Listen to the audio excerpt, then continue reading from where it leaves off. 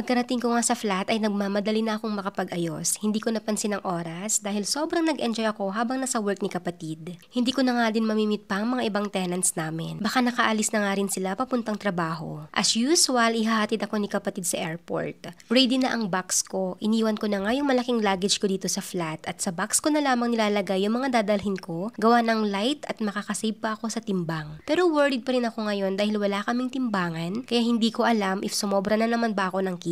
Si kapatid ay parang mag-gym lamang ang attire, pagkapareho sila ni Papang na ganyang kasuotan sila komportable. Nag-book kami ng big taxi, mga 15 minutes pa nga ang aantayin namin. Pero nakita kami ng isang tenant namin na saktong nakapark dito sa labas ng building. At tamang-tama dahil sa airport din pala siya nag-work, kaya sabi niya sumabay na kami sa kanya. Tumanggi nga ako nung una, pero si kapatid ay aburido na nga at baka daw malate ako sa flight. Lalo rush hour na rin ngayon at matraffic na papuntang Dubai Airport. Sabi ko ay kayang-kaya pa yan at hindi naman katulad sa Pinas na sobrang napakahaba ng pila at madami mga requirements pang kailangang ipakita. Sa huli ay nasunod pa rin si kapatid at sumakay na nga kami. Kinansel na lang namin yung big taxi. Pagkadating ng Dubai Airport ay tinimbang nga muna namin tong box, 2 dirhams or 30 pesos nga kada luggage ang bayad. Ang galing, may weighing skill dito bago pumasok ng check-in counter. Maganda to lalo na sa aking hindi nakapagtimbang sa bahay. At para nga naman makapag-ready na kung sakaling may excess baggage. At kung ayaw mong magbayad, matatanggal at may bibigay mo pa ito sa naghatid sa'yo. Kesa sa mismong check-in counter ka pa may stress at abala pa sa mga ibang pasaherong nakapila. Laking tuwa ko nga at this time halos sakto lamang ako sa kg. Pinarap na rin namin ang box at nagbayad kami dito ng 35 dirhams or 535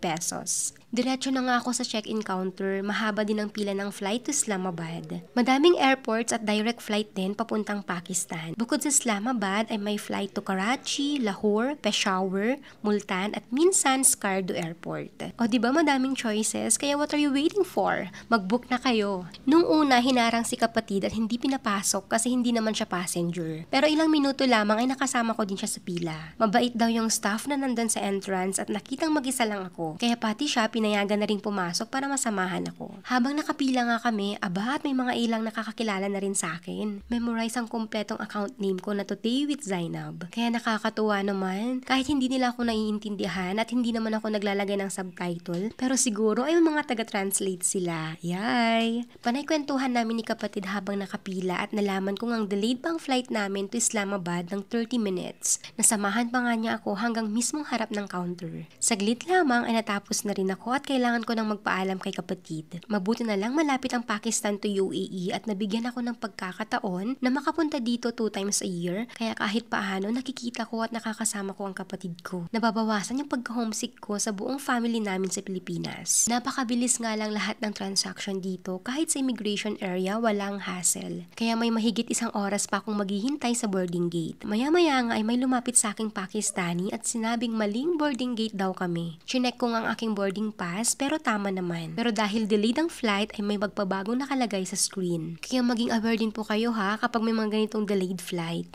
Lagi niyong i-check ang screen. After almost 4 hours ay nasa Islamabad Airport na kami. Madalas ay 3 hours lamang po yung flight from UAE to Pakistan. Medyo na-delay lang yung paglanding ng eroplano namin dahil sa masamang panahon dito sa Pakistan. Pero alhamdulillah at safe na safe kaming nakalapag. Kukunin ko na ang aking luggage at isa pa to sa mga na-appreciate ko dito sa Pakistan. Dahil yung mga guard or staff ay binababa nila ang mga luggages, kaya naman napakadali na lamang sa amin ang pagkuha at hindi na maghihintay pa ng matagal habang naikot ang conveyor. At perks being a woman na solo or walang partner na kasama ay napakadali ding humingi ng tulong sa mga Pakistani para buhatin ang mga luggages na dala mo. Grabe ang daming tao. Pero tumawag na si Habi na kanina pa rin daw sila nandito sa airport. Nag-expect daw siya na matatagalan pa ako sa paglabas gawa ng masama ang panahon. Ay halos magkakasunod daw naglanding mga ilang flights. Alhamdulillah, naging maayos naman lahat-lahat.